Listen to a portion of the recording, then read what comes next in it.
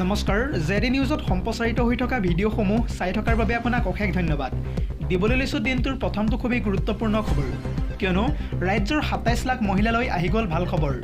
এপ্ৰিল মাহতে ধন লাভ কৰিব ৰাজ্যৰ ২৭ লাখ মহিলাই। ১০,০০০কৈ টকা দিব হিমন্ত বিশ্ব শৰ্মা চৰকাৰে। আৰু ২৭ লাখ মহিলাৰ বাবে এই মুহূৰ্তত জনাব বিচাৰিছোঁ এটা বহুতেই বেছি গুৰুত্বপূৰ্ণ খবৰ। মহিলা উদ্যমিতা আঁচনিৰ ধনক লৈ মুখ্যমন্ত্ৰী ডক্টৰ হিমন্ত বিশ্ব শৰ্মাই বৃহৎ ঘোষণা কৰা পৰিলক্ষিত হৈছে।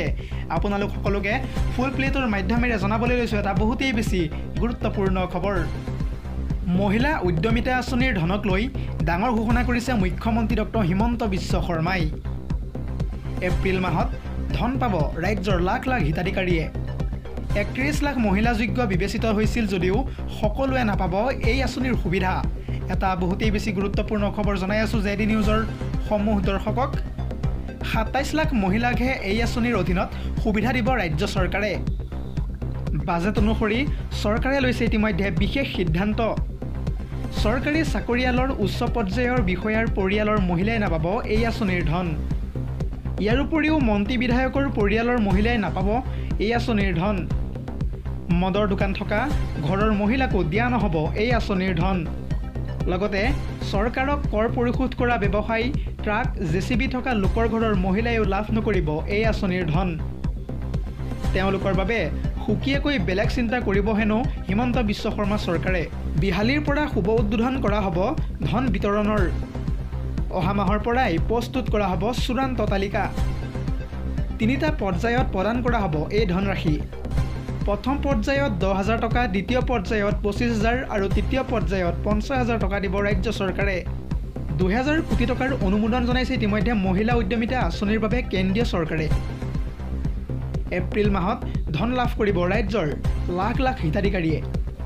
এনেদৰেই বৰ্তমান সময়ত মহিলা উদ্যমিতা আঁচনিৰ ধনক লৈ ডাঙৰ ঘোষণা কৰা পৰিলক্ষিত হৈছে মুখ্যমন্ত্ৰী ডক্টৰ হিমন্ত বিশ্ব শৰ্মাই। আজিৰ আমাৰ পৰৱৰ্তী খবৰটো হৈছে আন এটা বহুতেই বেছি গুৰুত্বপূৰ্ণ খবৰ, কিয়নো সাৱধান ৰাজ্যবাসী। এইবাৰ গুৱাহাটীত ধৰা পৰিছে HMPVত আক্ৰান্ত ৰোগী। গুৱাহাটী মহানগৰীত চিনাক্ত হৈছে প্ৰথমগৰাকী HMPVত আক্ৰান্ত ৰোগী। ৭৫ বছৰীয়া এগৰাকী মহিলাৰ দেহত ইতিমধ্যে ধৰা পৰিছে এই ভয়ংকৰ ভাইৰাছবিধ। গুৱাহাটীৰ খ্ৰীষ্টানবস্তিত অৱস্থিত এখন ব্যক্তিগত চিকিৎসালয় এপ'লো হস্পিটেলত ধৰা পৰিছে এই ৰোগীগৰাকী। গুৱাহাটী মহানগৰীত চিনাক্ত হৈছে প্ৰথমগৰাকী HMPVত আক্ৰান্ত ৰোগী। ৭৫ বছৰীয়া এগৰাকী মহিলাৰ দেহত ধৰা পৰিছে ভয়াৱহ HMPV ভাইৰাছ। গুৱাহাটীৰ খ্ৰীষ্টানবস্তিত এখন ব্যক্তিগত চিকিৎসালয়ত ধৰা পৰিছে এই ৰোগীগৰাকী। মহিলাগৰাকীৰ স্বামীৰ দেহতো ইতিমধ্যে ধৰা পৰিছে একেই লক্ষণ।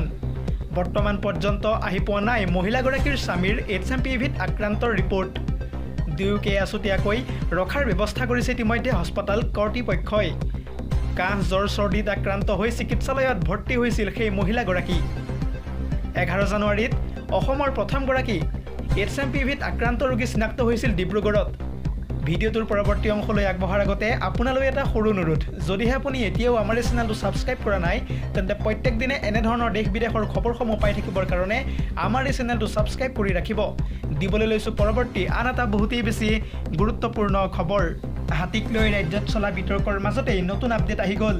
অৰুণাচলৰ পৰা আম্বানীৰ চিৰিয়াখানালৈ নিয়া হৈছে ২০টাকৈ হাতী। আৰু এই সন্দৰ্ভত সম্পূৰ্ণ তথ্য প্ৰকাশ কৰি স্পষ্টীকৰণ প্ৰদান কৰিছে আম্বানী গ্ৰুপে। অৰুণাচলৰ পৰা আম্বানীৰ চিৰিয়াখানালৈ নিয়া হৈছে ইতিমধ্যে ২০টাকৈ হাতী। সম্পূৰ্ণ তথ্য প্ৰকাশ কৰি অৱশেষত স্পষ্টীকৰণ দিলে আম্বানী গ্ৰুপে। সৰবৰাহ কৰা হাতীৰ ভিতৰত আছে ১০টাকৈ দঁতাল হাতী, লগতে ৮জনী মাখুন্দী। লগত নিয়া হৈছে এটা অৰ্ধবয়স্ক আৰু এটা পোৱালি হাতী।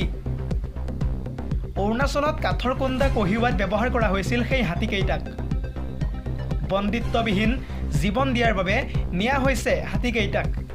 হাতীৰগৰাকীৰ সন্মতিক্ৰমে উদ্ধাৰ কৰা হৈছে সেই হাতীকেইটাক। ইতিমধ্যে মাউতৰ আঘাতত কেইবাটাও হাতী আহত হৈছিল বুলি তথ্য প্ৰকাশ পাইছে। কেইবাটাও হাতীয়ে এতিয়া বনতাৰাত লাভ কৰিব আজীৱন শুশ্ৰূষা।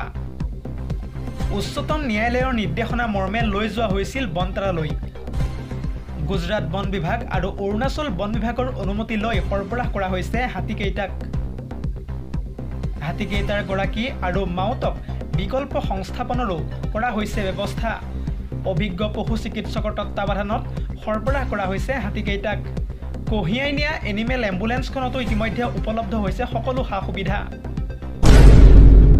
আজিৰ আমাৰ পৰৱৰ্তী খবৰটো হৈছে আন এটা বহুতেই বেছি গুৰুত্বপূৰ্ণ খবৰ কিয়নো ৰাজ্যৰ ক্ৰীড়া জগতৰ বাবে এটা বহুতেই বেছি ভাল খবৰ ভাৰতীয় ফুটবল দলত এইবাৰ স্থান পালে অসমৰ মহম্মদ ছামিয়ে অসমৰ সুসন্তান মহম্মদ ছামিক লৈ এতিয়া গৌৰৱান্বিত হৈ পৰিছে সমগ্ৰ ৰাজ্যবাসী অসমৰ ক্ৰীড়া জগতৰ বাবে সাফল্য কঢ়িয়াই আনিলে অৱশেষত মহম্মদ ছামিয়ে ভাৰতীয় ফুটবল দলত স্থান লাভ কৰিলে অসমৰ মহম্মদ ছামিয়ে 20 বছৰ অনূৰ্ধ্ব ভাৰতীয় ফুটবল দলত দেখা পাব এতিয়াৰে পৰা অসমৰ খেলুৱৈগৰাকীক মৰিগাঁৱৰ দলবাৰীৰ সুসন্তান মহম্মদ ছামিক লৈ গৌৰৱান্বিত হৈ পৰিছে অসমবাসী ইয়াৰ পূৰ্বে 17 বছৰ অনূৰ্ধ্ব ভাৰতীয় ফুটবল দলতো স্থান পাইছিল ছামিয়ে ইণ্ডোনেছিয়া থাইলেণ্ড ভূটানত অনুষ্ঠিত আন্তঃৰাষ্ট্ৰীয় ফুটবলত ছামিয়ে বুটলিছিল সফলতা ভাৰতীয় ফুটবল দলত মিডফিল্ডাৰ হিচাপে দেখা যাব এতিয়াৰে পৰা মহম্মদ ছামিক দিল্লীৰ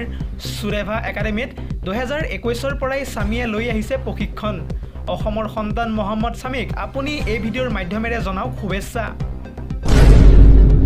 আজিৰ আমাৰ পৰৱৰ্তী খবৰটো হৈছে আন এটা বহুতেই বেছি গুৰুত্বপূৰ্ণ খবৰ কিয়নো পানীত পৰিল অসম চৰকাৰৰ 55 কোটি টকা 55 কোটি টকাৰে নিৰ্মাণ কৰা গুৱাহাটী মহানগৰীৰ 6 মাইলৰ উৰণ সেতুত জৰাজীৰ্ণ অৱস্থা ভাঙি পেলোৱা হ'ব পাৰে উৰণ সেতুখন কিয়নো সেই উৰণ সেতুখনৰ কেইবাঠাইতো মেলিছে প্ৰকাণ্ড ফাট যিকোনো মুহূৰ্তত ঘটিব পাৰে ভয়ংকৰ অঘটন এই সন্দৰ্ভত জনাবলৈ লৈছোঁ এটা বহুতেই বেছি গুৰুত্বপূৰ্ণ খবৰ ভাঙি পেলোৱা হ'ব নেকি মহানগৰীৰ 6 মাইলৰ উৰণ সেতু তন্নকৈ নিৰীক্ষণ কৰা হৈছে উৰণ সেতুখনৰ বিভিন্ন দিশ অচিৰে চৰকাৰে ল'ব পাৰে উৰণ সেতুখন ভাঙি পেলোৱাৰ সিদ্ধান্ত ক্ৰমাৎ জৰাজীৰ্ণ হৈ পৰা উৰণ সেতুখনৰ কেইবাঠাইতো মেলিছে প্ৰকাণ্ড ফাট ইয়াৰ উপৰিও খুঁটাটো ফাট মেলিছে উৰণ সেতুখনৰ বিগত এমাহে বাঁহ দি বন্ধ ৰখা হৈছে সেতুখনৰ এটা অংশ গণেশগুৰি দিশৰ পৰা সেতুৰ আৰম্ভণিতে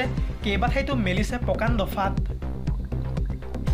ৰেলৱেৰ বিশেষজ্ঞ অভিযন্তাই নিৰীক্ষণ কৰি আছে সেতুখন মেৰামতিৰ বাবে সহায় লোৱা হৈছে কেইবাটাও নিৰ্মাণ প্ৰতিষ্ঠানৰ বিশেষজ্ঞৰ লগত news desk report JD news